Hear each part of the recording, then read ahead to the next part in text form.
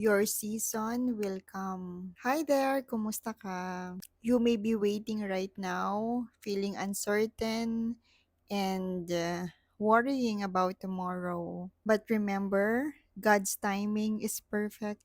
And in God's time, all your prayers, all the good desires of your heart, it will happen in God's timing.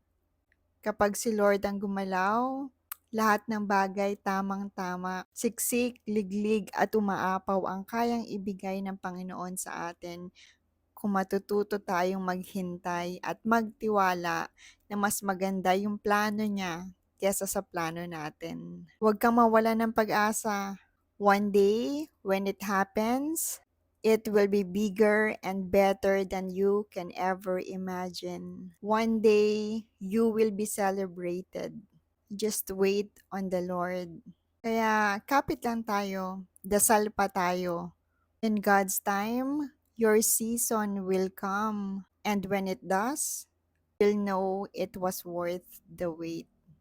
And when the time is right, the Lord will make it happen. At may ginagawang kamangha-manghang bagay ang Diyos sa sitwasyon mo ngayon.